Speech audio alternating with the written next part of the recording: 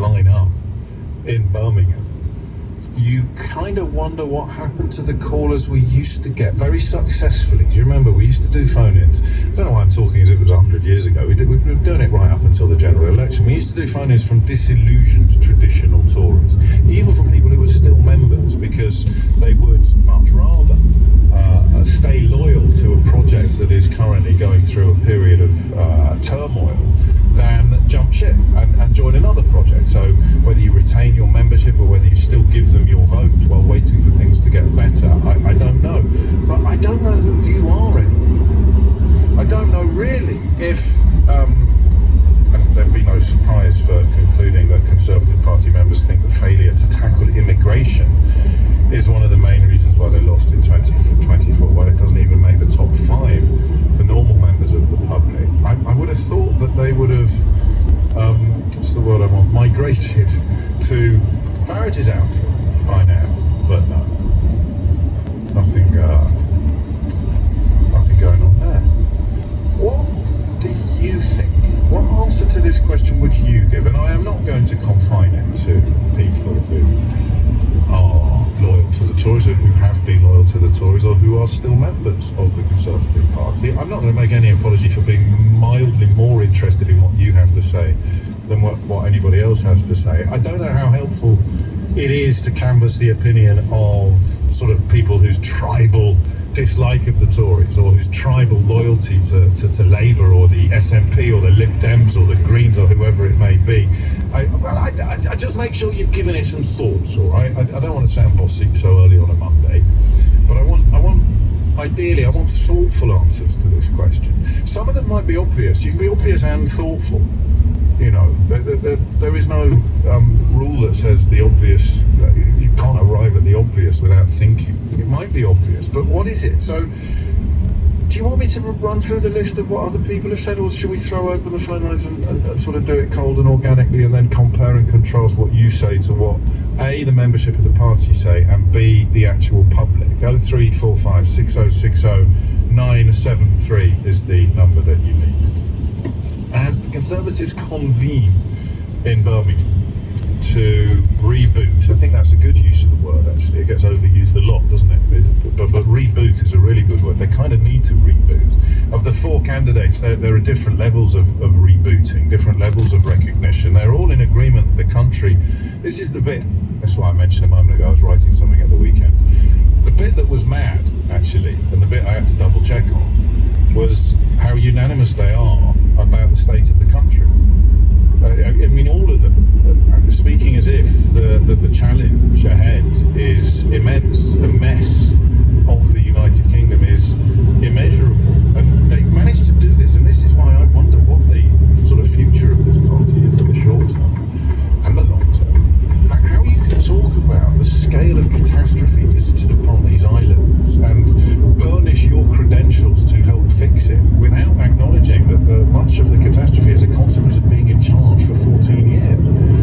I can't remember, can you, enough of the past to make meaningful comparisons. What was it like? What was it like when Cameron got in after 13 years of Labour? Is that right? 13 years, 97 to 2010. Yeah. So, and then we've had 14 years of Tories. Well, what's it like? Do we all need time to recalibrate and reconsider what opposition actually means? The idea that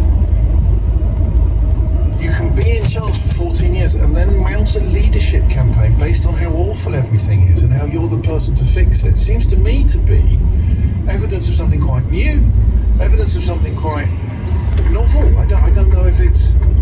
I mean, listen, it's not even sort of criticising the record. It's acknowledging the record and saying all of these people were in the wheelhouse.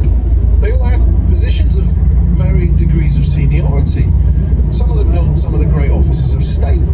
All of them have had ministerial experience. I don't know if Turnbull had cabinet experience. I can't remember. But I think he did. He snuck in at some, I don't know, certainly ministerial experience. So their fingerprints are all over the catastrophe that they are now claiming is some sort of that they have a remedy for, that they have the prescription to fix things. So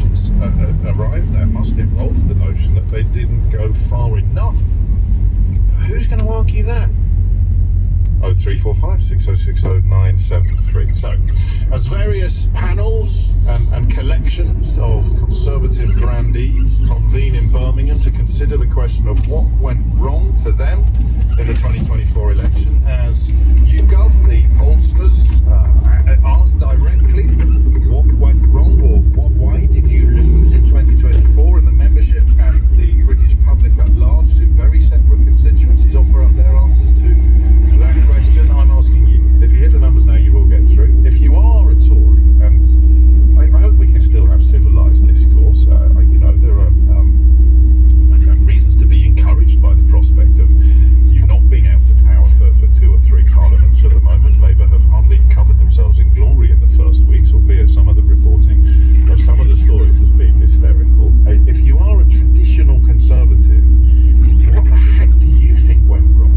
And what does the path ahead look like? And if you're not, if you are either an objective observer or perhaps traditionally a little loyal to another party, you can still see the rules, can't you? You can still see the times, you can still see the movements. What went wrong? Why do you think the Conservatives lost the 2024 general election? And I will, in the first instance at least, take anything you've got. It's 1017 0345 6060 973. LBC. Love my tour up the road. I think nothing. Look at all the signs of coffee and kids with it. Slim maintenance looks green first every penny. Look at all this green. Yeah, plenty of room for my kid. Så jag kan rolla mig på samhället. Det är helt bilgasing. Det är helt original. For 50 million drivers everywhere, there's one clear choice. Search Toyota Corolla to see why it's the world's favorite car. To verify, visit toyota.co.uk/Corolla data.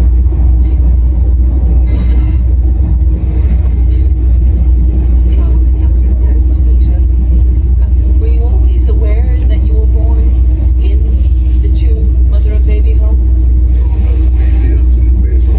Do you have memories of being in there? Nothing. What age were you when you left?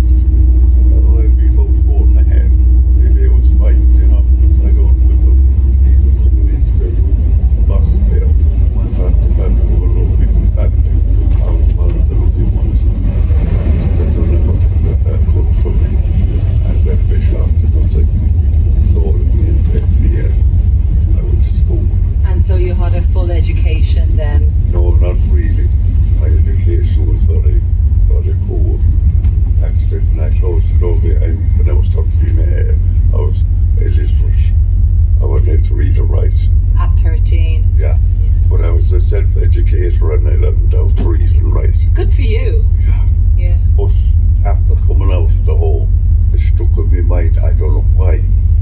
But apparently they were learning the songs in the home.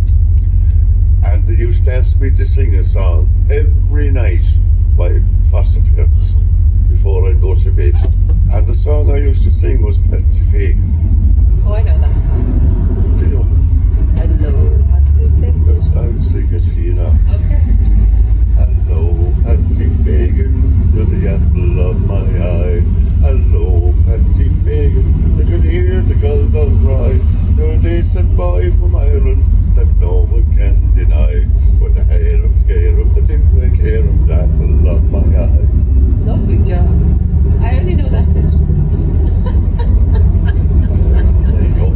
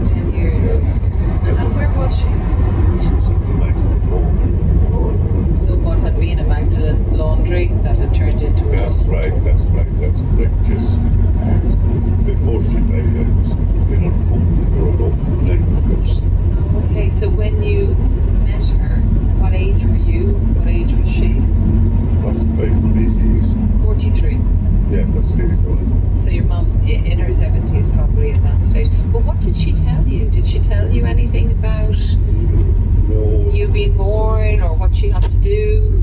no, she did tell me certain things that was very beneficial to me down the road. She told me how to cut and I went in. Now, at the particular time I met her, I noticed that she was getting a little bit optimistic. But I was quizzing her up too about my father. That wasn't for come up for some reason. But eventually she did tell me 5 or 6 years down the road. I brought in all my family to see her on her birthdays and things like that. But there was one particular time I brought in my 2 sons.